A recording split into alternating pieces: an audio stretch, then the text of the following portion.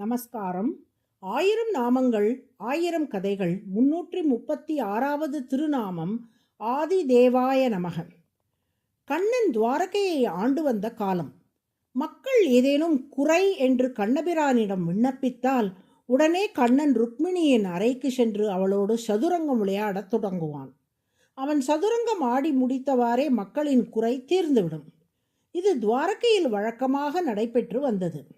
இந்நிலையில் ஒரு நாள் கண்ணனை தரிசிக்க துவாரகைக்கு வந்தார் நாரதர். அப்போது நாட்டின் குடிமக்கள் சிலர் கண்ணனிடம் வந்து தங்கள் குறைகளை முறையிட, அதை கேட்டுவிட்டு ஏதும் செய்யாமல் ருக்மிணியின் அறைக்கு கண்ணன் செல்வதை கவனித்தார் நாரதர். கண்ணன் ருக்மிணியோடு ஆலோசனை நடத்துகிறாரா என்று பார்ப்போம் என்று கண்ணனை பின்தொடர்ந்தார் நாரதர். ஆனால் கண்ணனோ ருக்மிணியோடு சதுரங்கம் விளையாட தொடங்கிவிட்டான். அப்போது நாரதர் தம் மனதுக்குள், இவன் என்ன மன்னன், மக்கள் குறைகளை கேட்டுவிட்டு அதை போக்க நடவடிக்கை எடுக்காமல் சதுரங்கம் விளையாடுகின்றானே என்று சிந்தித்தார். அவரது சிந்தையை அறிந்து கொண்ட கண்ணன் நாரதரின் மனக்கண்ணில் ஒரு விசேஷ காட்சியை காட்டினான். அது என்ன காட்சி?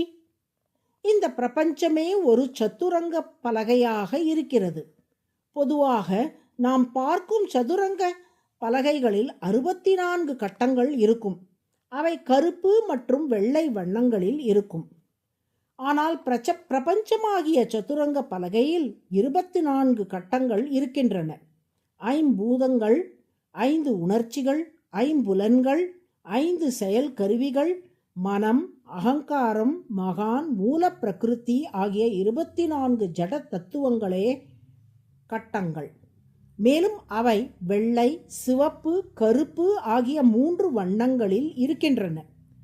ஏனெனில் வெண்மை என்பது சத்வகுணம், சிவப்பு என்பது ரஜோகுணம், கருப்பு என்பது தமோகுணம்.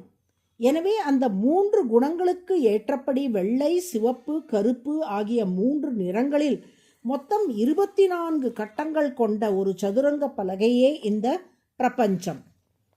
அதில் ஒரு புறம் திருமாலாகிய கண்ணன் அமர்ந்திருக்கிறார், மறுபுறம் திருமகளான ருக்மிணி தேவி அமர்ந்திருக்கிறாள். சதுரங்கத்தில் நகர்த்தப்படும் காய்கள் யார்? வேறு யாரும் இல்லை, நாம் அனைவரும் தான். புல், செடி, கொடி, ஈ, எறும்பு முதல் பிரம்மா, இந்திரன் வரை உள்ள அத்தனை உயிரினங்களும் சதுரங்க காய்களாக அதில் உள்ளார்கள். அவர்களை ஒரு கட்டத்தில் இருந்து மறு கட்டத்துக்கு நகர்த்தி சதுரங்கம் விளையாடுவது போல் இறைவனும் இறைவியும் இவ்வுலகின் நிர்வாகத்தை நடத்தி வருகிறார்கள். இந்த சதுரங்க விளையாட்டை கண்டு களிப்பவர்கள் யார்?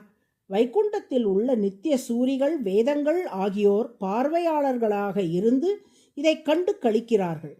இக்கருத்தை வேதாந்த தேசிகனும் பாடியுள்ளார்.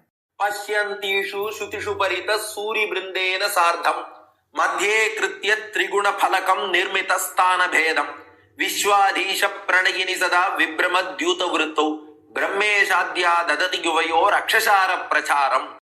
மூவண்ண கட்டங்கள் கொண்ட சதுரங்க பலகையாகிய இந்த உலகில் உயிரினங்களை எல்லாம் சதுரங்க காய்களாக வைத்து நகர்த்தி இவ்வுலகின் நிர்வாகத்தை விளையாட்டு போல் திருமகளும் திருமாலும் நடத்தி வர அதை வேதங்களும் நித்திய சூரிகளும் கண்டு மகிழ்கிறார்கள் என்பது இதன் பொருள்.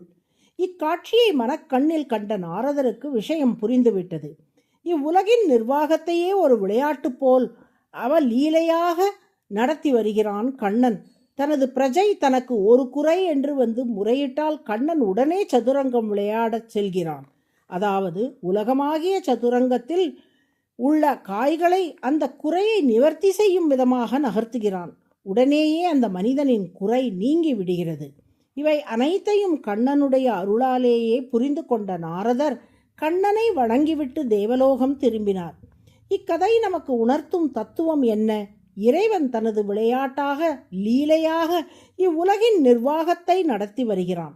விளையாட்டு என்பதற்காக தன் மனம் போன போக்கிலெல்லாம் அதை செய்வதில்லை. விளையாட்டுக்கென்று சில சட்டதிட்டங்கள், நெறிமுறைகள் இருப்பது போல் அவனும் நெறிமுறைகளோடு உலகின் நிர்வாகத்தை நடத்தி விளையாடி மகிழ்கிறான். அலகிலா விளையாட்டு உடையார் என்று கம்பனும், அகில பூவ ஜன்ம ஸ்தேம பங்காதி லீலே என்று ராமானுஜரும் இதை குறிப்பிட்டுள்ளார்கள். திவ் என்றால் விளையாட்டு, தேவன் என்றால் விளையாடுபவன், உலகுக்கெல்லாம் ஆதி காரணமாக இருந்து அனைத்தையும் படைத்து அதன்பின் தனக்கு கீழ்ப்பட்ட அந்த உயிர்களையும் உலகங்களையும் தனது விளையாட்டு கருவி போல் வைத்து விளையாடி மகிழ்பவராக திருமால் திகழ்வதால் அவர் ஆதி தேவக என்று அழைக்கப்படுகிறார். ஆதி தேவக என்றால் தன்னால் படைக்கப்பட்ட உலகங்களோடும் உயிர்களோடும் விளையாடுபவர் என்று பொருள். அதுவே சகஸ்ரநாமத்தின் 336வது திருநாமம். ஆதி தேவாய நமக என்று தினமும் சொல்லி வரும் அன்பர்கள் விளையாட்டுத் துறையில் சிறந்து விளங்குவார்கள் என்பதில் ஐயமில்லை.